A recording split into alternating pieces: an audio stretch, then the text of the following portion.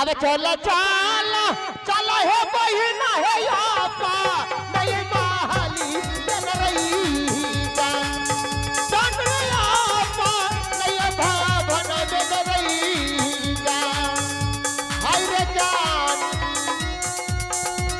चल जो बहिना जे आपा लोना करिया न रही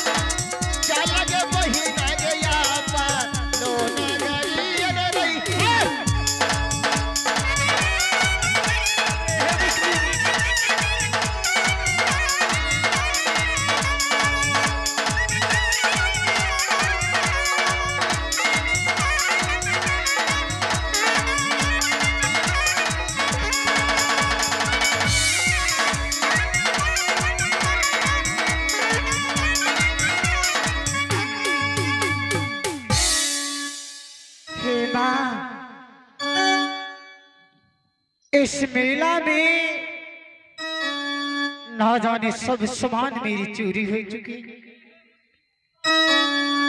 देवर जी गई मेला में खोजने के लिए, अभी तक लौट करके नहीं आई। लेकिन मैं भी इस मेले में देवर जी को खोज खोज के मैं क्या करूं।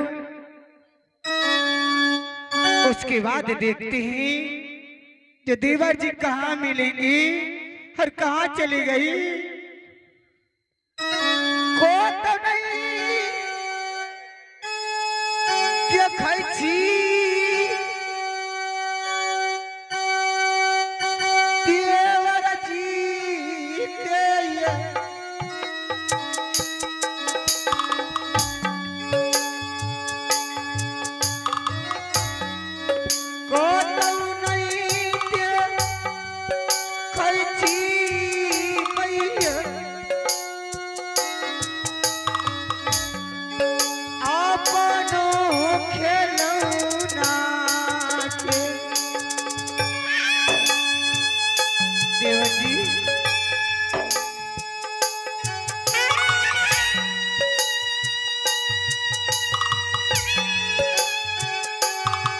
कहाँ चले गए मुझे छोड़ करके।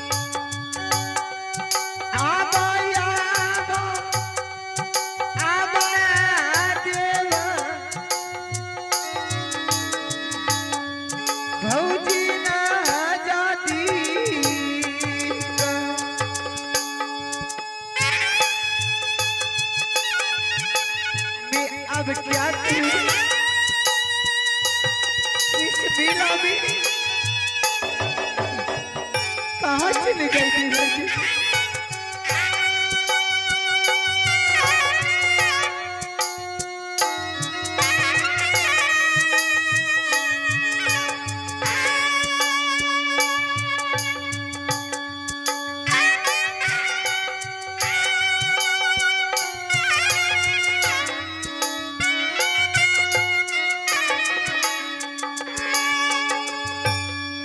कहाँ चली गिला देवर आज दीन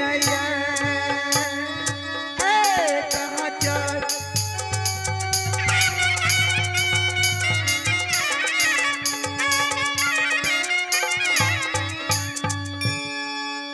ये परमात्मा ना जाने घूम घूम को देखते ही देवर जी इस मेले में नहीं मिल रहे हैं, लेकिन मैं अब देखते हैं देवर जी बच्चे थे भूले भटके हुए लौट करके राज मोहब्बा तो नहीं चले गए माँ। राज मोहब्बा तो जाऊंगी, लेकिन स्वामीनाथ को क्या जवाब देंगे? हे परमात्मा,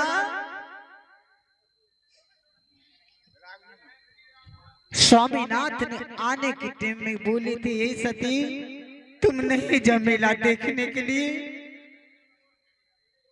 मैंने बोले स्वामीनाथ हे पतिदेव मुझे अभिलाषा लगे।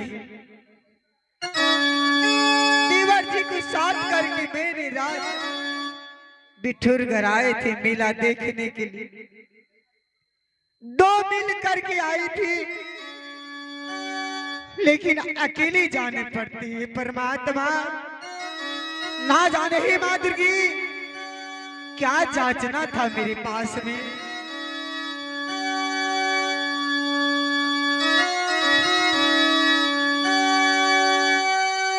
कौन मुखा बोल वही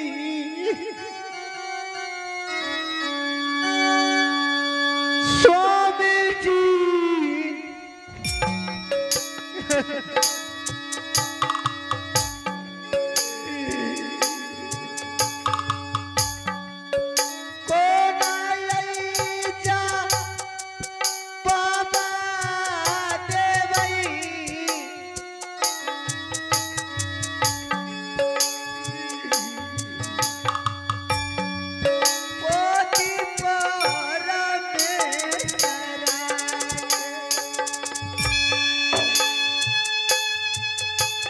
देवर जी कहाँ चली गई?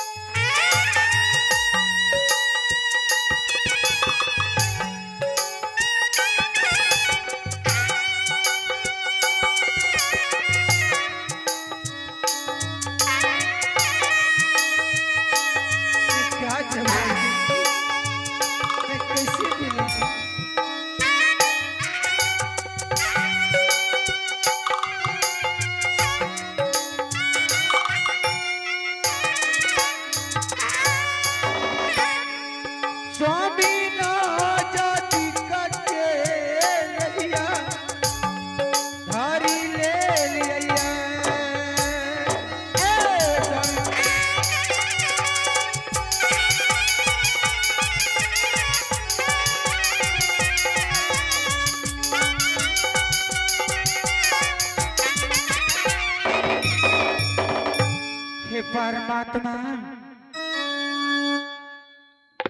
अही है राजमहपा ना जाने ना डोरी में मिलन को देख रहे हैं और स्वामीनाथ कहाँ चली गई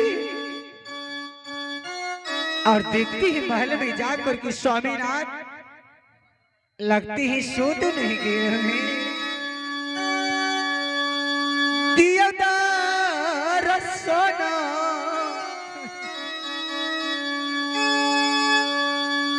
प्रभु जी